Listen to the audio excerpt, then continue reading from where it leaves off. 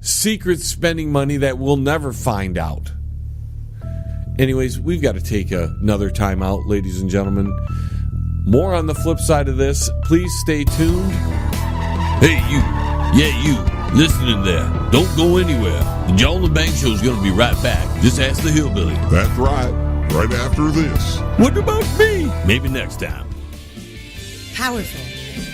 Epic music by Toot Box Roll.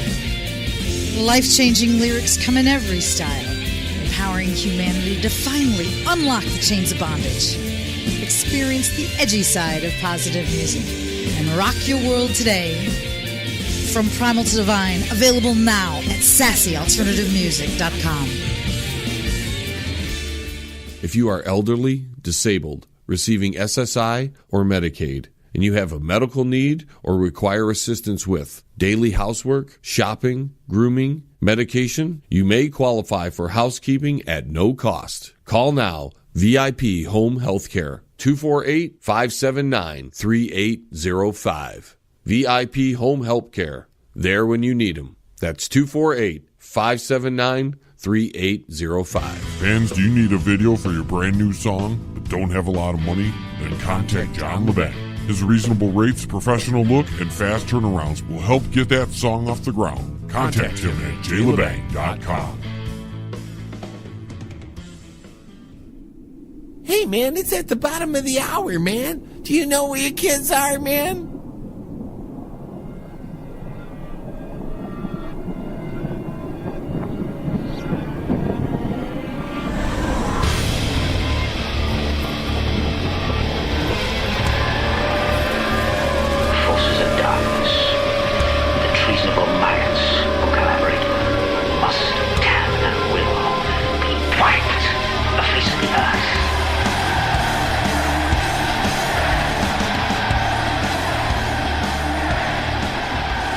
You know, I was listening to Michael Savage on Friday, and I can see, and he's already been slipping away from the president because the president, who probably wouldn't have gotten elected without the help of Michael Savage, has pretty much turned his back on Savage. So Savage, who I don't agree with every single thing he says, none of us do. We can agree on that, right? So we pick and choose where we want to debate a guy like that. But Michael, I'm glad he said it first because he has more listeners than yours truly. More people are going to finally start clicking all together here because Michael has been shunned by the president. I mean, it's really a shame. Michael Savage really put his weight behind Donald Trump. And this is how the Trump administration has been treating him. They've blown him off. I mean, that shows a lot of how the administration takes the people that supported them.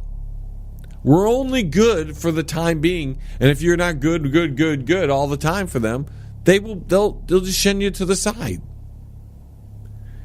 And that's what happened with this omnibus bill. I mean, who comes up with the names of these things? Omnibus. Can't you tell it's a behemoth clunker of a bill just by the name? You've got Nancy Pelosi, and I'm going to play you her little soundtrack here.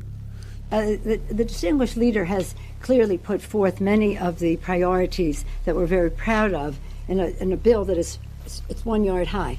It's 1 yard high. About half of it is the bill, and a quarter of it are earmarks, and another quarter are report language. And it's interesting to see from the standpoint of regular order why the Republicans thought that would be a good idea. Well, I think one of the reasons they rushed it through, posting it last night, taking it to rules on the floor today, not honoring the 3-day rule, they didn't want their Republican colleagues to see just exactly what was in the bill, because this bill was a victory. The minority party wins. The Republicans look like Democrats. So Michael Savage, anyways, he has put all kinds of effort, and he just had his 24th year show, and I want to congratulate Michael because on my 4th year, I'll be hitting my anniversary in just a few weeks. And you could tell Michael was a bit taken aback with the whole situation. He brought up the idea of why should we even vote anymore? And that's a good question, ladies and gentlemen. Why should we vote anymore? If this is what we're going to get, we vote for an agenda and something else takes place. But Michael, on a show that he should have been celebrating his 24 years, you could tell the man was so discouraged, so beaten aback. Because, for lack of better terms, the Trump administration has stabbed him and most of their voting base in the back. Not only with this bill, but with the tax bill and with the lack of the repeal of Obamacare. Then we get back to the alternative media types out there that are finally starting to connect the dots, finally starting to figure this out.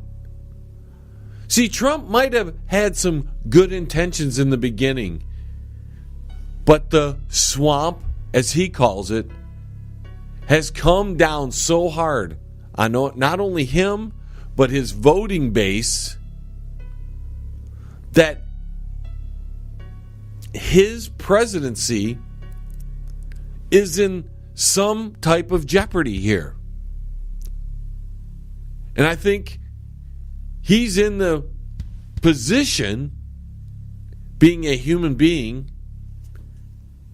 they've got the goods on him somewhere, whether it's them just trying to destroy his marriage with all these prostitute types, these porn stars, these women who just spent a night with him.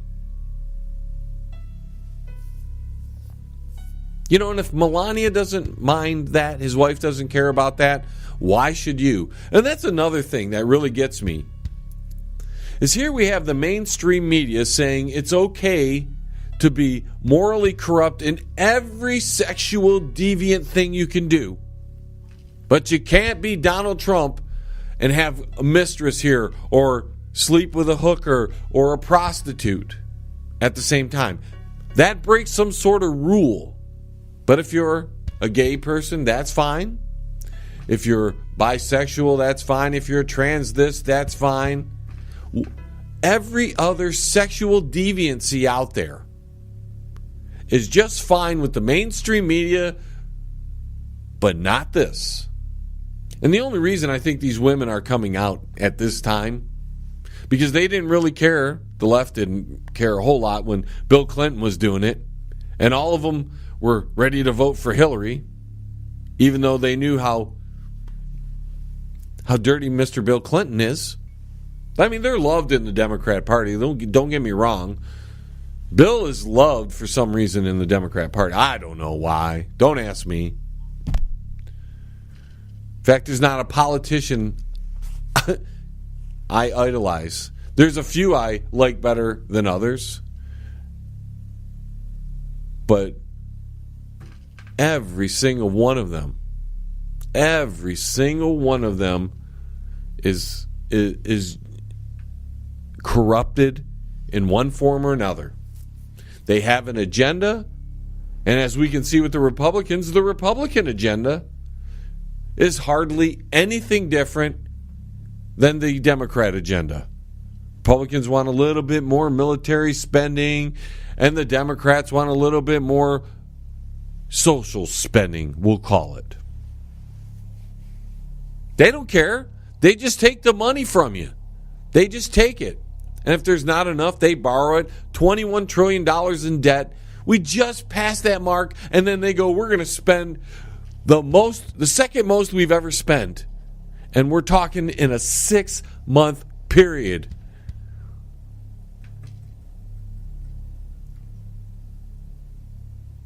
Then we have some people talking about the bomber out there in Austin, Texas, and how he might be a patsy. Well, in the alternative media, here we go again. Investigating it's fine. Pointing it out is fine. But if we think any of these events aren't set into motion one way or the other, at this point, you're getting excited over the wrong thing.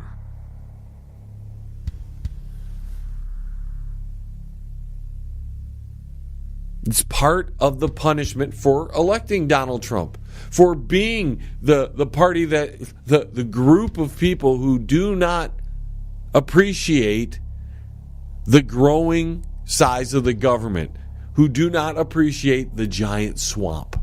You know, it's discouraging even for a person like me who has tried to stay neutral in this whole thing and point out the various aspects of what was going wrong, what wasn't adding up. You know, it was like the guy. It was the guy, I can't remember, the someone out there. I remember him pointing out so many things over just the past year. And people just tuned him off because they were so on the bandwagon because they had won an election. Their guy won. They finally got somebody who won. What has it done for everybody? We could have voted none of the above and forced them, if enough of us did it, forced them into picking two other people. Or force Congress into picking one person that we could hold them accountable for. See, they can play the game now. The game can be played because Donald Trump is the centerpiece of it. They can fight Republican Democrats still, but then they can still fight the president and act like they're opposing the evil president who is friends with Vladimir Putin. It's like the election. They put Trump in there and they put Hillary in there. They bring out the facts. It's all by design. They bring out some stuff with the FBI to show like the government's doing something credible because everybody knew Hillary was a crook. So they're going to do something to show that they're credible, that FBI and Department of Justice, right? Then they clear her, but we still have more mounting evidence that she's a crook and she's scammed and she hid stuff. So they come out and go, well, we're going to reopen it. Oh, a couple days later, forget it. No big deal.